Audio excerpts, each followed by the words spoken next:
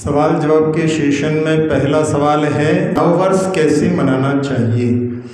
जहां नववर्ष भारतीय संस्कृति के अनुसार जहां गुड़ी पड़वा को मनाते हैं और जैन लोगों का नववर्ष दिवाली से होता है, लेकिन फिर भी संसार में बहुत सारे लोग जो हैं 1 जनवरी को नववर्ष मनाते हैं। तो जहाँ पर जनपद सत्य के रूप में जिसकी जो है मतलब लोग मनाते हैं, तो उसमें उसको मनाने के लिए भारतीय संस्कृति के अनुसार अर्धरात्रि में नववर्ष मनाना उचित नहीं।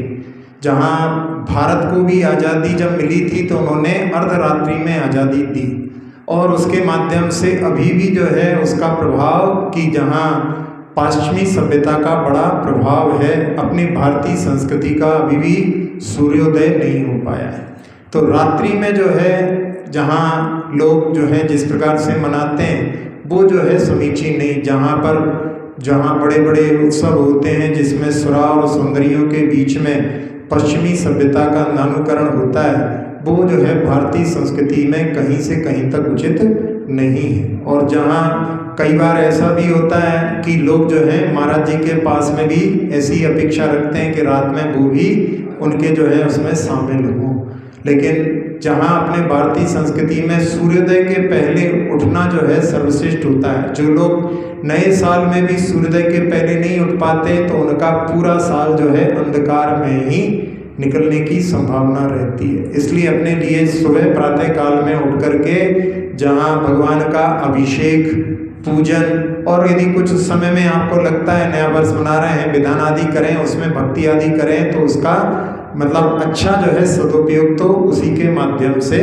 हो सकता है। जहाँ पर जो यदि रात में जो है 12 बजे भगवान की वंदना आदि करने के लिए यदि जाते हैं तो उसमें कोई बाधा नहीं है, भगवान की आराधना तो कभी भी कर लें, लेकिन उसके कारण में फिर यदि सुबह नहीं उठ पाते हैं तो वो जो है बहुत घाटे का सौदा हो सकता है। इसलिए अपने लिए उसमें ध्यान रख करके नववर्ष को मनाने के लिए भारतीय परंपरा के अनुसार मनाने का प्रयास करना चाहिए। अगला सवाल है, तीर्थंकर 24 ही क्यों होते हैं। तीर्थंकर 24 के लिए प्रश्न ये होगा कि फिर भाई लोगों की जो है 2 आँखें क्यों होती हैं, 2 कान क्यों होते हैं। तो उसके उत्तर में लोग कहते हैं कि प्रकृति है। तो प्रकृति है तो ऐसी ही ये प्रकृति है कि तीर्थंकर भी 24 ही होते हैं। वैसे कहा जाता है कि ऐसे 24 विशेष नक्षत्र होते हैं एक काल में जिसमें कि 24 तीर्थंकरों का जन्म होता है। और जहाँ परमात्मा शब्द जो कहा जाता है वहाँ पर परमात्मा शब्द की भी व्याख्या यदि अपन देखें तो उसमें 24 निकलता है। परमात्मा को आप हिंदी में लिख करके देखें तो पा जो लिखा जाता है वो 5 का प्रतीक, हिंदी में 5 ऐसा लिखा जाता है। फिर इसके बाद में पर रा में जो है 2 रहता है तो 5 और 2 7 हो गए। फिर पर माँ जो है उसमें जो है इस प्रकार का बनता है और लाइन रहती है तो इसके माध्यम से वो 4.5 का प्रतीक हो जाता है।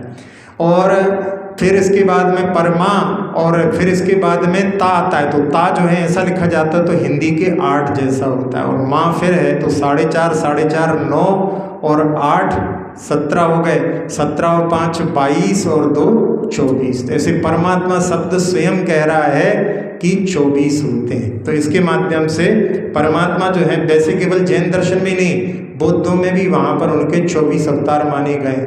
तो ऐसे ही जो है हिंदुओं में भी और भी जहाँ पर क्रिश्चियन में भी इस प्रकार की जो है 24 की संख्या का विशेष महत्व है। जहाँ पर जो अशोक चक्र है उसमें भी 24 तीलियाँ हैं, वो 24 तीलियाँ 24 तीर्थंकर के ही प्रतीक के रूप में अपन समझ सकते हैं। अगला सवाल है, गरबा डांस के माध्यम से भारतीय संस्कृति में कितना ह्रास हो रहा है। गरबा डांस जो होता है जहाँ पर पहले जिसकी शुरुआत हुई थी वहाँ पर गरबा डांस में भक्ति के साथ में जो है लोग नृत्य करते थे और उसमें उनका संयम के साथ में उस त्यौहार को मनाने का कार्य होता था। लेकिन समय के साथ में इतना जो है उसमें परिवर्तन आ गया है जिसके माध्यम से जहाँ पूरी जो है मर्यादाओं का उल्लंघन है, जिसके माध्यम से जहाँ एक रिपोर्ट निकली थी उस रिपोर्ट में ऐसा वर्णन आया था कि जनवरी और दिसंबर के महीने में बहुत सारे लोग जहाँ पर गर्भपात एबॉर्शन कराने के लिए उसकी संख्या की वृद्धि हो जाती है। तो ये क्यों होती है? क्योंकि जहाँ उस गर्भ में जहाँ लोगों का आपस में मिलना होता है उसके माध्यम से अनैतिक संबंध हो जाते हैं। तो ये रिपोर्ट जो है रोंगटे खड़े करने वाली है, जिसके माध्यम से जहाँ पर जो है भारतीय संस्कृति में जहाँ सदाचार की बात होती है वो वहाँ पर जो है कदाचार के रूप में परिणत हो गया। जो है उनके लिए समय की सीमा हो। आजकल जो है रात रात भर तक जो है गरबे चलते रहते हैं, और साथ ही साथ में यदि उसको जो है रात्रि में जहाँ भी कार्य होते हैं वहाँ पर बहुत सारे अनैतिक कार्य हो जाते हैं। यदि उसको जो है दिन में यदि करें तो उसके माध्यम से जो पाप हो रहे हैं उससे बचा जा सकता है। अगला सवाल है, दिगंबर अवस्था में श्रावक साधना कर सकता है क्या? दिगंबर अवस्था में श्रावक भी पहले साधना करते थे। राजा शैणिक के पुत्र भी वहाँ पर जो है रात्रि में चतुर्दशी को शमशान में जाकर के नग्न होकर के तपस्या करते थे, और उसी समय वहाँ पर एक चोर ने उनके पास में हार डाल दिया था, और उस समय में उनको जो है वहाँ पर दोषी समझा गया था। तो ऐसे कथानक आगम में आते हैं, जहाँ आप लोगों को मालूम होगा कि जब आचार्य श्री की दीक्षा नहीं हुई थी तो विद्याधर थे, उस समय में नसीराबाद में एक कक्ष में बंद करके वो नग्न होकर के सामायिक करते थे। तो कुछ बच्चों ने जहाँ पर उनको संदादी से देख लिया नग्न होकर के सामायिक कर रहे हैं, तो वहाँ से निकले दोपहर के समय में और वहाँ पर आवाज़ लगाई उन्होंने कि विद्याधर महाराज की जय हो। तो आचार्य श्री जब उस समय में विद्याधर के रूप में थे सुन तो लिया उन्होंने, लेकिन बाद में जब वो शाम को आए तो उनकी आवाज़ से जहाँ लोग आते रहते हैं परिचित हो जाते हैं, तो फिर उनसे कहा कि आप लोग ज्ञान सागर जी महाराज की जय बोलोगे तो आपको पुण्य लगेगा, लेकिन आप विद्याधर महाराज की जय बोलोगे तो आपको पाप लगेगा। तो अपने लिए ऐसा कार्य नहीं करना है। तो इसका मतलब है जहाँ पर उनकी साधना के लिए जो श्रावक अवस्था में भी वो दिगंबर होकर के साधना करते थे। अगला सवाल है, क्या गरीबों को पटाखे दिए जा सकते हैं? जहाँ पटाखों को चलाना जिसके माध्यम से हिंसा होती है, यदि आप उसको देंगे तो एक हिंसा दान नाम का एक अनर्थदंड भी होता है। तो अनर्थदंड यानी ऐसे कार्य जिसमें कोई प्रयोजन नहीं सदता। यहाँ पर आपको ऐसा लगेगा कि इसमें अपना दान सद रहा है, इसमें दान नहीं, इसमें जो है पाप का ही कार्य हो रहा है। अभी आपको जहाँ पर आप लोगों ने देखा होगा कि पेपर में आया था कि एक चिंचणी नाम का गांव सोलापुर डिस्ट्रिक्ट में, जहाँ 8 साल पहले एक श्वान जब पटाखे चला रहे थे तो वो वहाँ से भाग करके और जंगल चला गया, और जंगल में भी वहाँ पर आवाज़ों को सुन करके उसने मिट्टी में घुसने का प्रयास किया और वहीं पर उसने प्राण त्याग दिए। जब गांव वालों को पता पड़ा तो उन गांव वालों ने आपस में बैठक करके कि जो मतलब उसकी जो है मृत्यु से सब लोगों को दुख लगा, और चौपाल में बैठक में वहाँ पर उन्होंने निर्णय लिया। बहुत सारे लोगों ने कहा कि जब पटाखे फोड़े जाते हैं तो उस समय गाय आदि भी जो है वहाँ पर सदमे के कारण कम दूध देने लगती हैं, इसलिए जो है अपने को ये कार्य बंद कर देना चाहिए। कहते हैं वहाँ पर केवल दिवाली में ही नहीं, किसी के बर्थडे में, किसी की शादी में कभी भी पटाखे नहीं फूटते। कितना अच्छा जो इन्होंने एक आदर्श अपने जो है गांव में पालन किया है। और वहाँ पर इस समय में कठपुतली के खेल आदि ऐसे करते हैं, किले बनाते हैं, लेकिन वो जो है अपनी जो है ऊर्जा का प्रयोग सदुपयोग करते हैं, जहाँ पर जो पटाखों के माध्यम से पैसों में आग लगाने के अलावा क्या होता है। तो अपन जो है जहाँ पर गरीबों के लिए कुछ देना चाहते हैं तो उनके लिए भी जो है समीचीन दान ही देना चाहिए। इस प्रकार का दान देंगे तो ये हिंसा दान के अंतर्गत ही आएगा। अगला सवाल है, माला कैसे फेरना चाहिए? माला जो है फेरते समय यदि आप उसको हाथ में ऊपर लेकर के फेरते हैं और यदि अंगूठे पर रख करके उंगली के माध्यम से बाहर निकालते हैं तो ये जो है निर्जरा के लिए, यानी अपनी कर्मों की निर्जरा के लिए इसको बाहर फेरना चाहिए। और जहाँ यदि आपको कुछ प्राप्ति की भावना से यदि फेर रहे हैं तो उसमें जो है उसको अपने डी अंगूठे से यानी इस पर रख करके अंगूठे से अंदर की ओर फेरना चाहिए। तो इस प्रकार से 2 प्रकार से माला फेरने के बारे में बतलाया जाता है। अगला सवाल है, बहुत सारी प्रतिमाएं होने पर सभी के दर्शन पूर्णता ना होने पर दोष लगता है क्या? जहाँ वेदियों में यदि प्रतिमाओं की वृद्धि होती है तो वेदी का भी जो है बड़ा करने का प्रयास करना चाहिए। नहीं तो बहुत सारी जगह ऐसा होता है कि एक साथ में जो है बहुत सारी प्रतिमाएं रखी रहती हैं, उसके कारण में कई प्रतिमाओं के पूर्ण दर्शन नहीं हो पाते। लेकिन कम से कम जो मूलनायक भगवान हैं उनके जो है चिन्ह आदि का भी दबना ना हो, इस प्रकार से प्रतिमाओं की व्यवस्था करना चाहिए। यदि प्रतिमाओं की संख्या में वृद्धि होती है तो बड़ी जो है वेदी का निर्माण करना जो है श्रेयस्कर है। अगला सवाल है, मांसाहारी लोग मंदिर में आ सकते हैं क्या?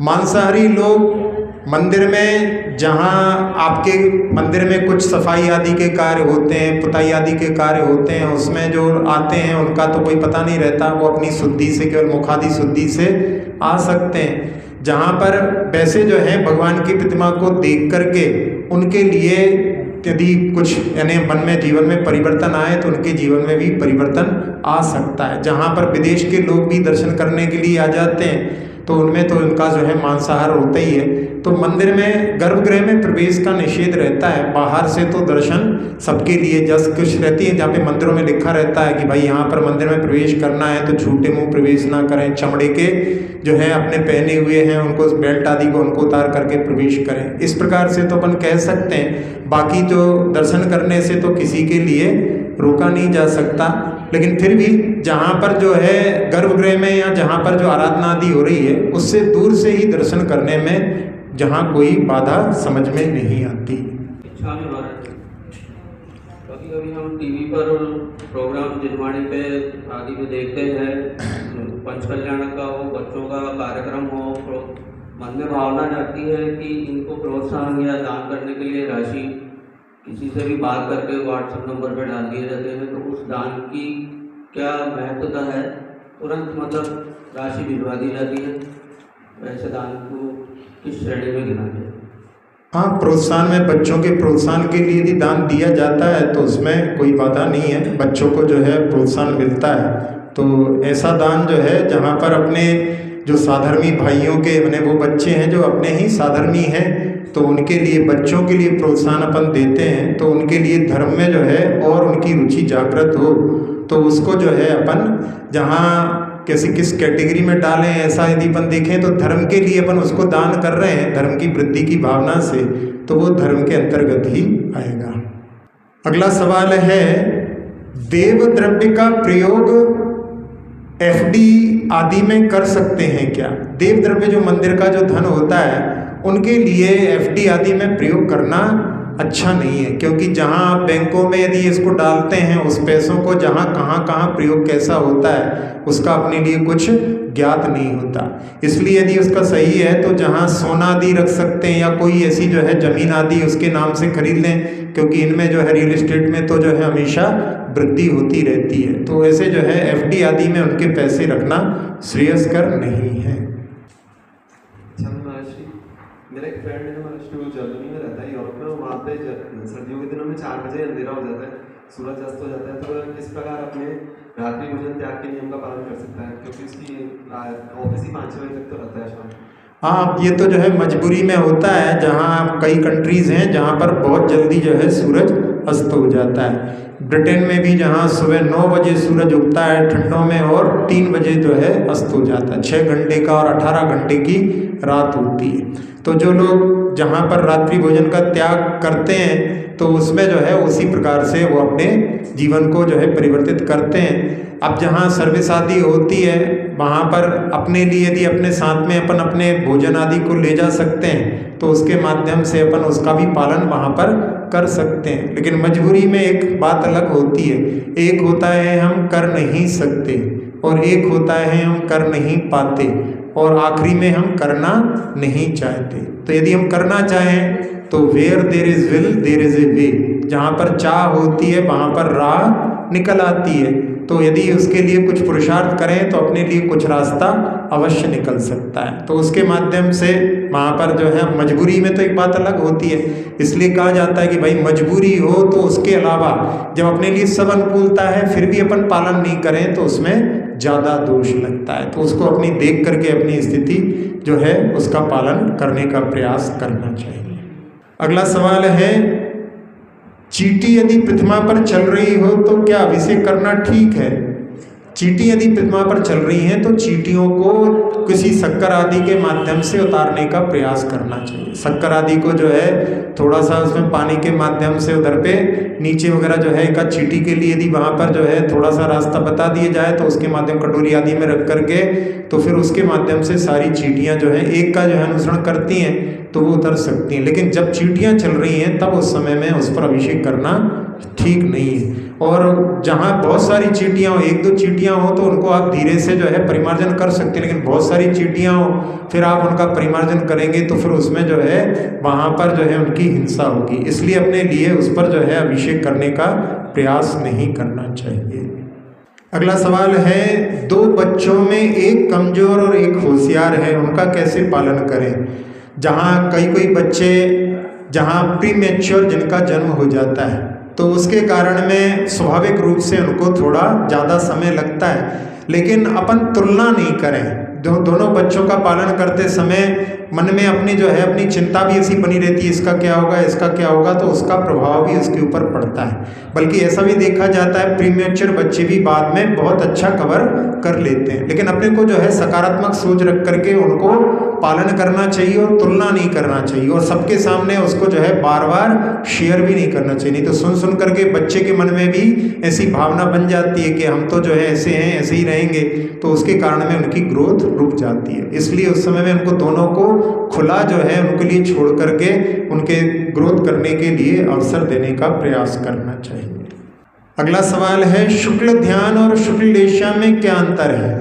शुक्ल ध्यान जो होता है वो मुनिराजों को ही होता है, और वो भी जो है अपने आत्मा में लीन जो है शुद्धोपयोगी मुनिराज है, जहाँ पर इस समय में पंचम काल में शुक्ल ध्यान नहीं होता।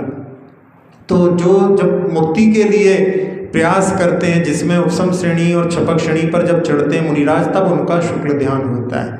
और शुक्ल लेशा जो होती है वो मिथ्या दृष्टि को भी हो सकती है, बल्कि जहाँ जो असंगीत तक जीव रहते हैं उनकी केवल 3 अशुभ लेशाएँ होती हैं।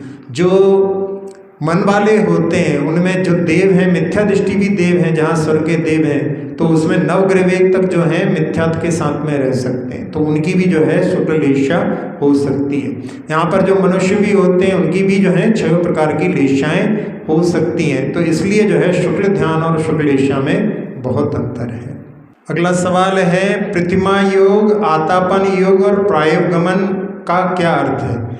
यहाँ प्रतिमा योग जहाँ पर मुनिराज जिसमें एक स्थान में बैठ कर के, जहाँ ग्रीष्म काल में जो पर्वत के ऊपर, बरसात काल में जहाँ देखते हैं अपन, वैसे आतापन योग में जो है मुख्यतः से गर्मी का लिया जाता है। तो आतापन योग में वो जो है गर्मी में बैठ करके शिखर के ऊपर जो है करते हो आतापन योग। प्रतिमा योग में तो एक ही स्थान पर, जैसे जिस समय में जब श्रुत सागर मुनिराज के लिए उनके गुरु ने कहा था कि तुम उसी जगह पर जाओ जहाँ पर तुम्हारा वाद विवाद हुआ था, तो उस समय में वो 24 घंटे के लिए, जितने समय के लिए उस आसन में प्रतिमा योग को धारण करके बैठ गए थे, तो वो प्रतिमा योग कहलाता। आतापन योग जो है ग्रीष्म काल के योग को जहाँ धूप में बैठते हैं तब करते हैं, वो आतापन योग कहलाता। प्रायोगमन मरण, ये मरण का भेद है। तो मरण के भेद में जहाँ 3 प्रकार के मरण होते हैं, एक भक्त प्रत्याख्यान, एक इंद्रिय और एक प्रायोगमन।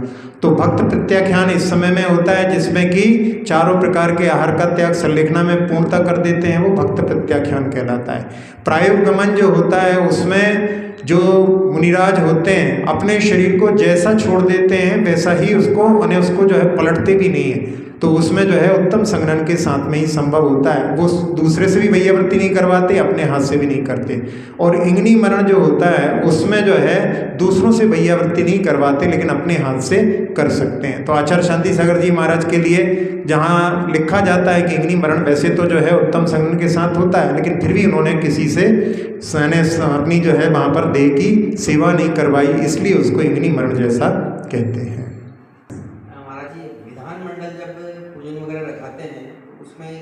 कितनी बार फ्लैक्स पे विधान की पूजन होती है? कभी कलर से, जो गुलाल के कलर होते हैं उनसे विधान बनाते हैं, कभी अनाज से या चावलों को कलर करके वो बनाते हैं। इसमें श्रेष्ठ क्या है? और जैसे लंबा जो विधान चलता है 5 दिन 7 दिन या सिद्ध चक्र वगैरह है, उसमें जैसे अगर अनाज का बनाते हैं तो उस अनाज पर फिर पक्षी वगैरह भी आके बैठते करते हैं, लेते हैं, तो उसमें कोई दोष लगता है? हाँ, मतलब उसमें जो है कई चावल आदि का प्रयोग करते हैं तो पक्षी भी वहाँ पर आकर के उनको खाने लगते हैं, सुनने में आया।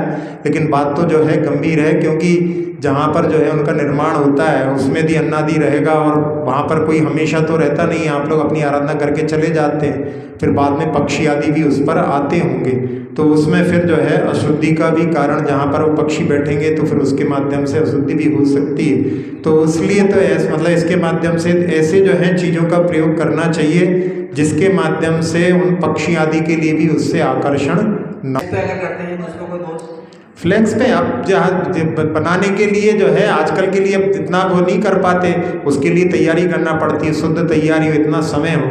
आजकल लोगों के पास में समय नहीं है, फिर भी करने की भावना है, तो उसमें कोई बाधा नहीं है। वैसे जो है मतलब समय के साथ में यदि कर रहे हैं तो उसमें सर्वश्रेष्ठ तो वही है कि अपना मारना आदि बना करके करें, लेकिन इतना समय नहीं है तो अपन जो है उसके माध्यम से भी आराधना करते रहें। क्योंकि यदि अपन सोचो कि पूरी तरह से जो है something is better than nothing, तो इसलिए जो है उसके माध्यम से भी पूजा करना आदि में जो है कोई ऐसा देखा जाए कि कोई मतलब बाधा हो रही हो, ऐसा नहीं है।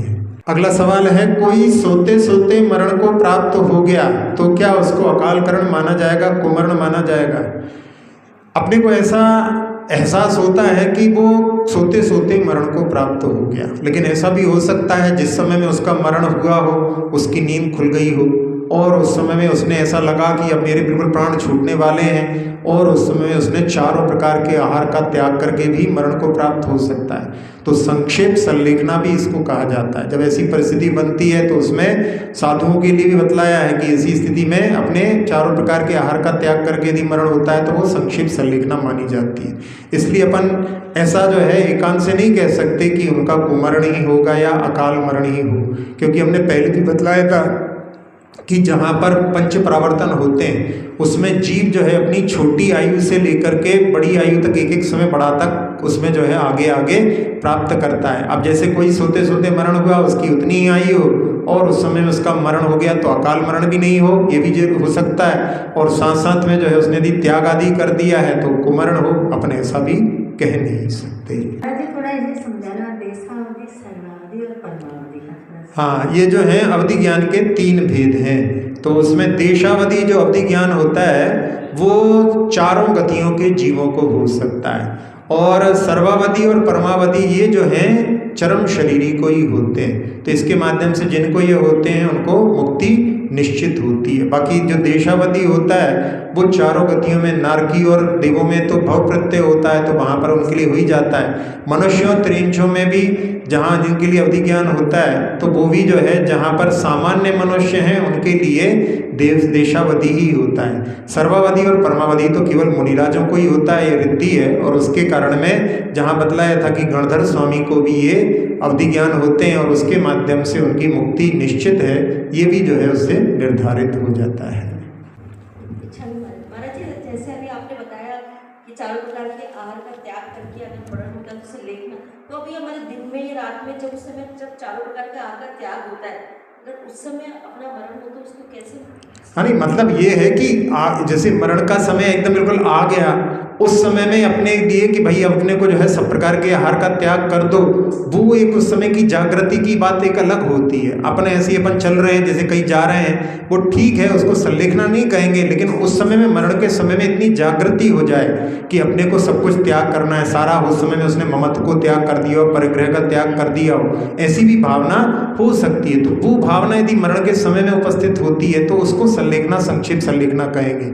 लेकिन अपन जैसे अपने 4 प्रकार के आहार का रात्रि में त्याग होता ही है, उस समय मरण हो जाए तो उसको जो है संलेखना का रूप नहीं कह सकते। इसमें दोनों में अंतर समझ में आ रहा है। जैसे एक व्यक्ति जो है जा रहा था, ट्रेन में एक्सीडेंट हो गया उसका, अब वो वहाँ पर बिल्कुल मरण के निकट था, उसका मित्र कहने लगा हम हॉस्पिटल ले चलते हैं। उसने कहा इतना समय नहीं है, अब तो तुम मुझे नमोकार मंत्र सुनाओ, और उसने जो है मैंने सब प्रकार के आहार आदि का त्याग कर दिया, सब परिग्रह का त्याग कर दिया है, नमोकार सुनते सुनते उसने अपने प्राण विसर्जन कर दिए। तो ये जो है उसमें उसको जो है पुरुषार्थ दिखाई देता है। बाकी अपन जो ऐसे सामान्य रूप से त्याग कर देते हैं तो वो जो है उसका भी महत्व है, यानी अपना एक प्रकार से असंयम जैसा तो मरण नहीं है, लेकिन उसको अपन संलेखना की संज्ञा नहीं दे सकते। संलेखना में तो जो इस प्रकार से जागृति के साथ में सब प्रकार का त्याग हो उसको ही कहेंगे। अक्षर पद मात्रा से दूषित वचन अगर महीन रहे,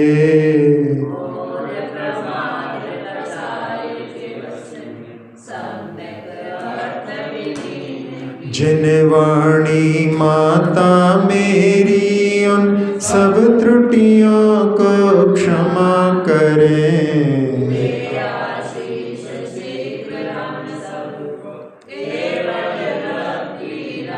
प्राप्त हमें हो बोधि समाधि परिणामों की शुद्धि हो,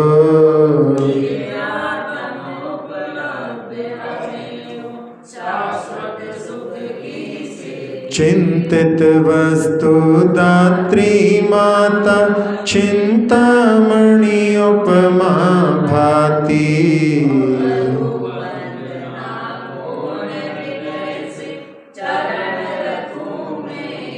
कर जिन वाणी स्तुति तन की ममता टा,